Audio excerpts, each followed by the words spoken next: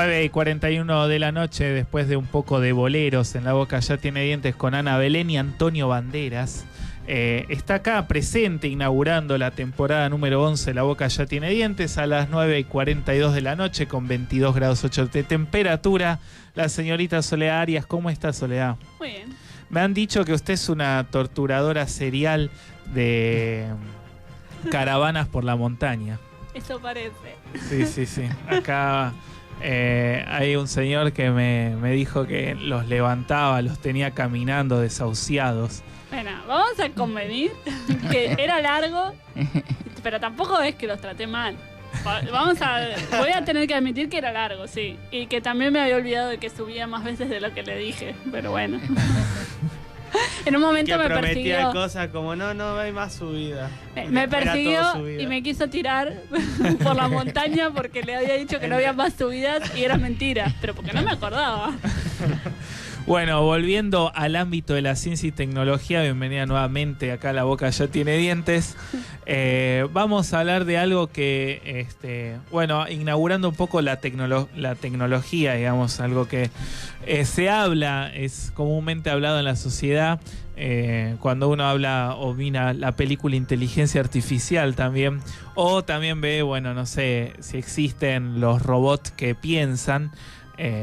Si una computadora es una inteligencia artificial, ¿cuál es el concepto, digamos, desde lo científico, desde lo empírico, podríamos decir, de que se habla sobre inteligencia artificial? ¿Cómo es el manejo en los robots? ¿Existen los robots o es algo que está muy lejano en solo que se ve en las películas? Bueno, vamos a ir de a poco. El tema de la inteligencia artificial es una pregunta muy difícil de solucionar, porque no hay una definición formal de inteligencia, para empezar. Entonces hay como, una idea intuitiva de lo que debería ser una inteligencia artificial.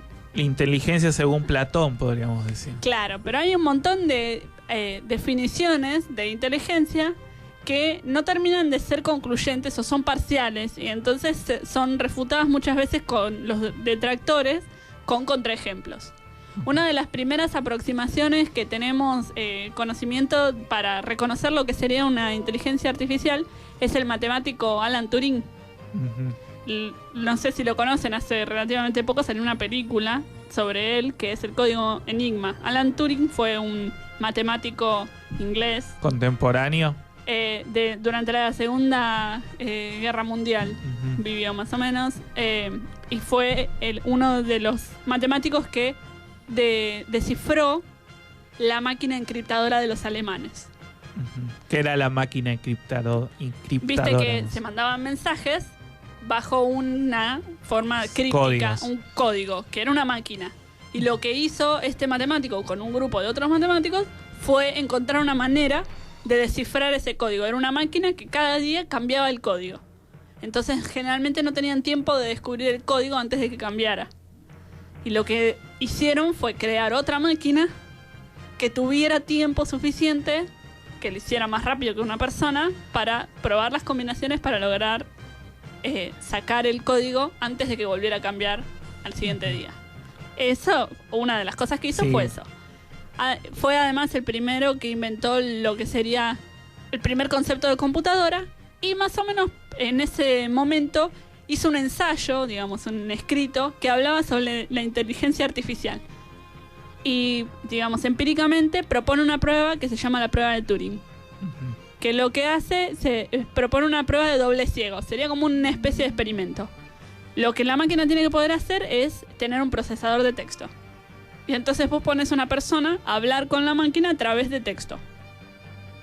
Y la persona habla con la máquina, y después vos le preguntas a la persona si le parece que la que le está hablando es una máquina o una persona. Y esa era una de las primeras pruebas que se plantean para reconocer la inteligencia. Ah, mira vos. De hecho, hay un concurso anual que se sigue haciendo, que es sobre este concepto de inteligencia. Pero es muy interesante porque últimamente, creo que las últimas 2 o 3 veces, los programas que ganaron ese concurso ganaron por su capacidad de imitar errores ortográficos humanos. Imitar errores. Se equivocan. Entonces, ahí entró en discusión un nuevo concepto. Todo lo que es el comportamiento humano puede ser considerado inteligente. Entonces, en realidad la prueba de Turing lo que te permite es tener una buena idea de si la máquina, el programa o lo que fuera es capaz de imitar o no las conductas humanas. Pero no responde necesariamente a un concepto de inteligencia. Claro, puede copiar errores. Claro, porque justamente... Pero copiando errores no es inteligente también. Y en realidad es difícil determinar eso porque está todo en la programación. Uh-huh. Entonces ahora están surgiendo nuevos, conceptos que lo que dicen es la inteligencia podría definirse como la capacidad de generar respuestas creativas. O sea, hacer cosas que no dependan de una experiencia previa. Uh-huh. O generar nuevas respuestas ante la misma situación. Lo que pasa es que eso es muy difícil de medir. Sí. Entonces, sí, tiene también mucho que ver. Bueno, yo estuve leyendo mucho la parte filosófica. Exacto. Y bueno, uno ya se empieza. Ya lo primero que se me vino a la cabeza fue Kant, digamos que era un filósofo alemán que hablaba sobre la experiencia y que el conocimiento partía de la experiencia, pero a su vez la mente humana dedicaba un espacio y tiempo que, construía, el objeto, es decir, el sujeto construye su objeto, construye su realidad. Claro. De alguna manera, sí, pero partía de una experiencia. Claro, entonces es justamente eso, es cómo estás seguro de si lo que está haciendo es una respuesta creativa o no responde directamente a un condicionamiento. ¿Dónde está la diferencia? Sí, otro que se puede apreciar también es, por ejemplo, los que hacen juegos de ajedrez. Esas supercomputadoras que juegan contra ajedrecistas. Claro. Y que la computadora evidentemente está pensando, razona. De alguna manera piensa jugadas. Exacto. Y lo que pasa es que justamente es un programa que está diseñado para jugar un juego con un número muy limitado de reglas, entre comillas, y las posibilidades son infinitas, pero está jugando dentro de una cantidad de reglas muy limitada. Entonces, por eso ahora hay muchos conceptos nuevos, y de hecho ahora se está acuñando un nuevo término que es vida artificial. Uh-huh. O vida virtual, porque no solamente estamos hablando de inteligencia, que la inteligencia por ahí sería un paso posterior, sino a partir de qué momento nosotros podemos considerar que algo está vivo, a pesar de que no esté conformado de la forma típica que es orgánico. Uh-huh. Por ejemplo, un robot. O por ejemplo, un virus de computadora. Los virus de computadora hoy en día se replican a sí mismos. Entran a una computadora.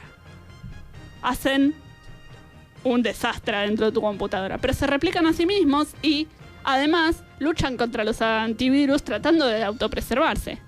¿En qué momento eso deja de ser una programación y empiezan, además pueden evolucionar independientemente de programadores externos? Eso es posible, Eso es posible y pasa hoy en día.